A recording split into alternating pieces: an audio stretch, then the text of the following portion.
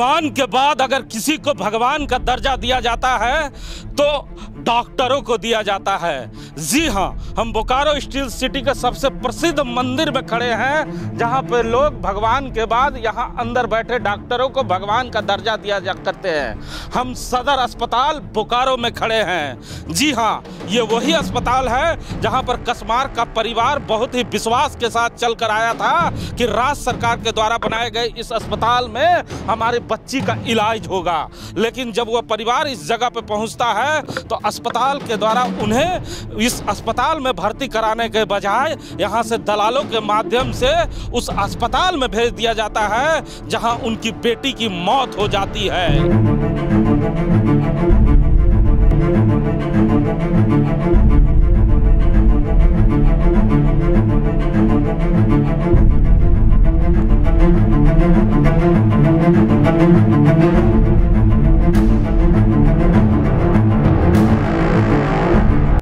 विश्वास और उम्मीद के साथ लोग सदर अस्पताल आते हैं। अब वह विश्वास और उम्मीद लोगों का इस अस्पताल परिसर में टूटने सा लगा है।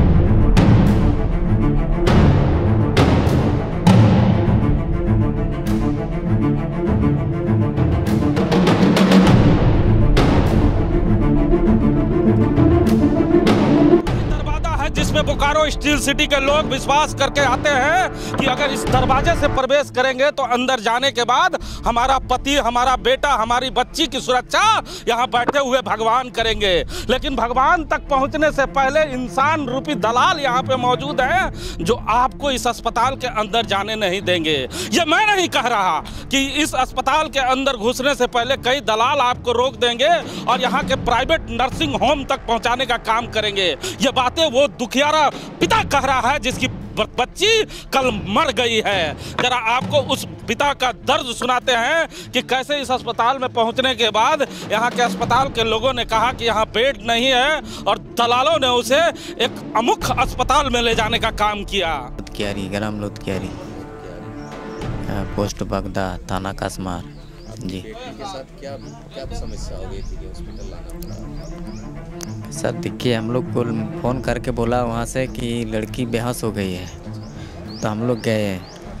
जाने के बाद वहाँ जो कटघरा जो हॉस्पिटल है, ये नवाडी हॉस्पिटल है ना, वहाँ घुसे तो सब देखते हैं आदमी लोग को मैंने बेहोश है लड़की, पूरा घड़घड़ी चढ़ गया, पूरा एतीम कर रहा है। तो हम लोग बोले कि सर क्या, तो इसका तो कुछ उपाय करना होगा। उसके बाद बोले कि सर देखिए लड़की तो सीरियस है, तो हमको एम्बुलेंस मंगवा दीजिए और हमको कहीं गाड़ी व्यवस्था कर दीजिए, हम लोग कहीं बाहर ले जाएंगे। तो बोला कि नहीं, यहाँ से ले जाना पड़ेगा सदर लाए। तो बोला कि मेरा सीट खाली नहीं है, तुमको ट्रांसपोर्टिंग करेंगे आपको रांची। तो बोले कि सर रांची जाते जाते तो मेरा लड़की है। हाँ, नवाडी। तो लड़कियाँ तो हम जाते जाते रांची जाते जाते लड़की मर जाएगा मेरा। ऐसा कहीं सर ऐसा होगा तो इधर कहीं एडमिट करेंगे। तो एम्बुलेंस वाला को पूछे तो बोला कि नहीं, एक मेरा हॉस्पिटल है एपीएस हॉस्पिटल से, आप वहीं पे गाड़ी आएगा एम्बुलेंस, वहाँ से ले जाओ वहीं हॉस्पिटल। वहाँ से प्राइवेटी से लाया था, वहाँ से तो सरकारी लाया था और यहाँ से प्राइवेटी में लाया था। इस पिता के बयान को सुनने के बाद आपको समझ में नहीं आ रहा होगा कि आखिर मामला क्या है, तो हम आपको पहले ये मामला बता देते हैं। कसमार से एक परिवार चलकर सदर अस्पताल पहुंचता है और सदर अस्पताल के डॉक्टर उसे कहते हैं कि हमारे यहाँ बेड नहीं है, आप रांची रिम्स चले जाएं। लेकिन गरीब पिता बताता है और अपनी लाचारता को बताता है कि हम रांची नहीं जा सकते हैं। जैसे ही ये बातें वो बता रहा होता है, अस्पताल में ही कुछ दलाल किस्म के लोग उसे अमुक अस्पताल और बोकारो के कोऑपरेटिव के एपेक्स हॉस्पिटल लेकर जाने की सलाह देते हैं, जिस जगह पर वो अपनी बच्ची को इलाज कराने के लिए बोकारो के एपेक्स हॉस्पिटल पहुंचते हैं, जहां पर उसकी बच्ची का इलाज चलता है। लेकिन इलाज के दौरान ही उसकी मौत हो जाती है और मौत के घंटों तक अस्पताल उसे ये नहीं बताता कि उसकी बच्ची की मौत हो जाती है और उससे पैसे ऐंठने का काम करता है। ये तमाम आरोप हम नहीं लगा रहे हैं, ये तमाम आरोप उसके पिता लगा रहे हैं।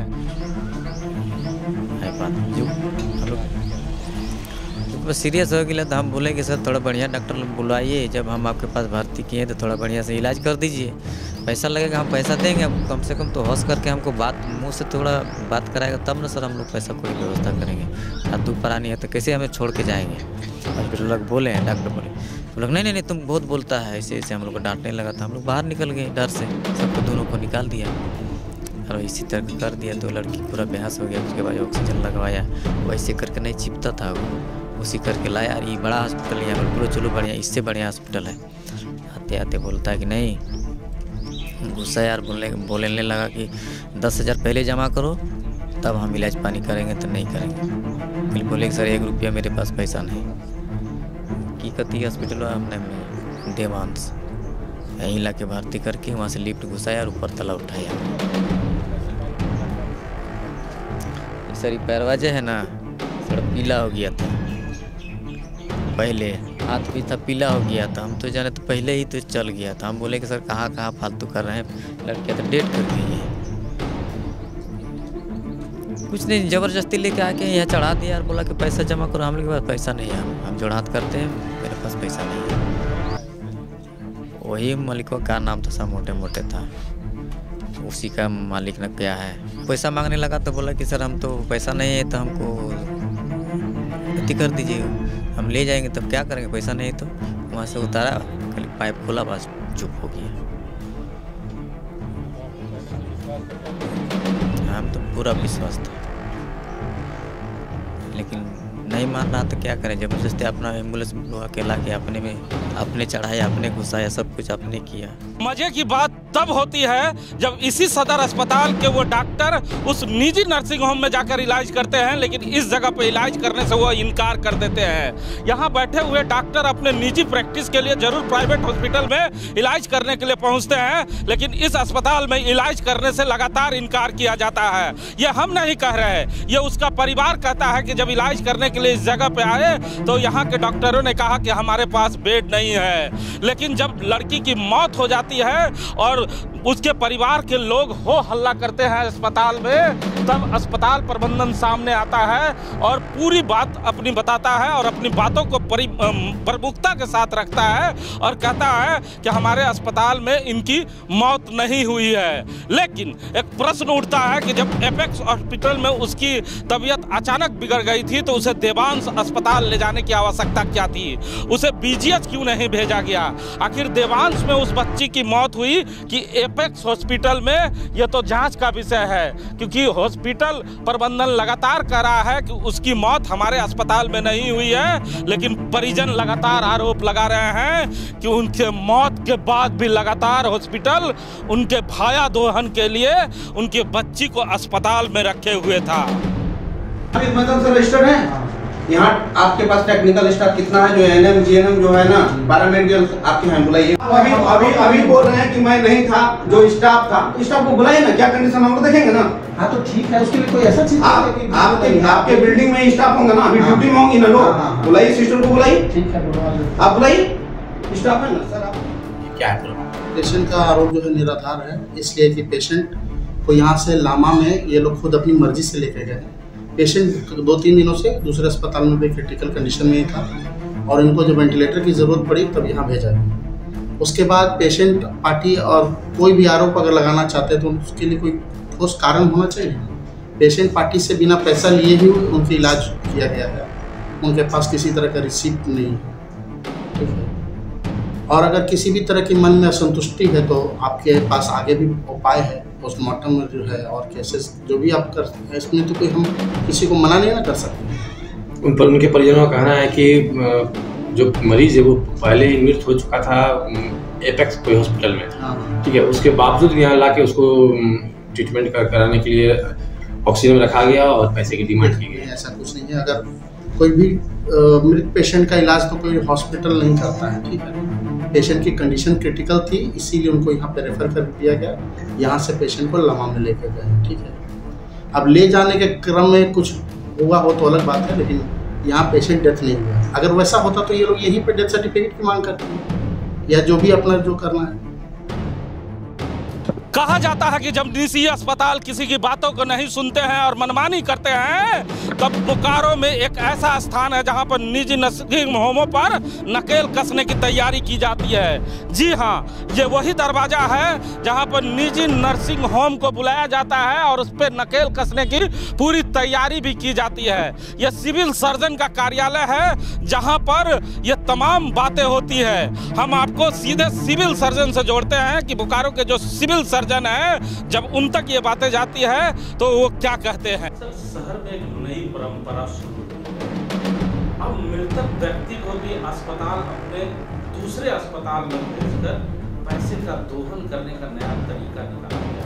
कभी आरोप लगाया गया है एक बड़े अस्पताल पे जिसका नाम देवांश है, उसका आरोप लगाया है कि मृतक व्यक्ति को घंटों तक अपने अस्पताल में रखा गया और उसके बाद उसे पैसे की डिमांड की गई। ये इस बात की जानकारी मुझे है और लोकल चैनल और सोशल मीडिया के द्वारा और आज पेपर में भी आया है, तो मैं इसके लिए एक टीम गठित कर रहा हूँ, तो जांच करेगी सच्चाई क्या है।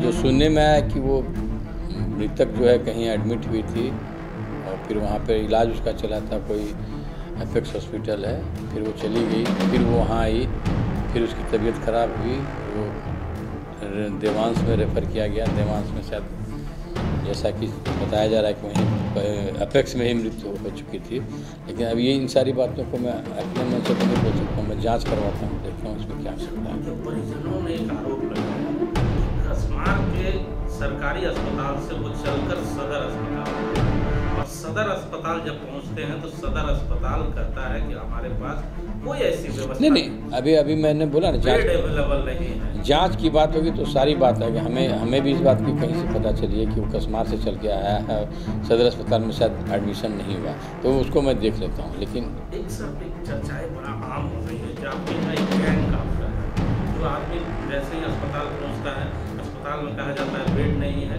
लेकिन वही व्यक्ति को दूसरे अस्पताल प्राइवेट नर्सिंग होम में भर्ती करा दिया जाता है। तो एक सिंडिकेट यहाँ ऑन है सदर बाजार। नहीं, इन सारी बातों का ये जांच में आ जाएगा। ये जो जांच मैं करवाऊंगा उसमें ये भी देखूंगा कि कोई दलाल या कोई इस तरह का रेफरल यहाँ से सिस्टम चल रहा है पैरेलली क्या, तो उसको भी जांच। कल आप वृंदावन में आपके कुछ अधिकारी गए थे जांच करने के लिए, क्या सर आया? हाँ, वृंदावन का कंप्लेंट था, कुछ जनप्रतिनिधि लोग भी बोल रहे थे कि इस तरह का उसका शिकायत एक बार देखवाइए। तो मैंने MOIC जो चार्ज हैं जो उन्हीं के जुरिडिक्शन में आता है, उनको मैंने आदेशित किया था कि वो जाके एक बार जांच करें क्लिनिकल एस्पेसिमेन एक्ट का वो कितना अच्छा सा पालन हो रहा है या नहीं, या कहाँ तक क्या उसमें त्रुटि या कमी है, या कितना उसको वायलेट कर रहे हैं। तो वो जांच किए हैं, वो रिपोर्ट अपना देते हैं, उसके बाद फिर हम लोग देखते हैं। शहर में इस तरह की जो चर्चाएं चल रही है, कई इनके पास कोई लाइसेंस ही नहीं है, वो अवैध रूप से चला रहे हैं, तो इतनी बड़ी टीम है, तो टीम समय पे जाँच क्यों नहीं करती? नहीं, जांच तो होती है। पिछले ही एक दो महीना पहले हमने 20-22 नर्सिंग होम्स का जांच किया था पूरे ज़िला में। तो उन लोगों को मैंने उसमें शोका जो पूछा था, जो गैप्स था उनको बोला था फुलफिल करके, तो उसमें उन लोगों को 2-3 महीने का टाइम दिया था। वो टाइम अब टेन्योर पूरा हो गया है, तो अब पुनः फिर उन लोगों की जाँच होगी और इस तरह से जो इस तरह का और भी जो आप लोगों के संज्ञान में है या जो हमारे संज्ञान में आ जाता है या जो इस तरह का जेन्युइन लगता है कि इलीगल है, उसकी भी जांच होगी।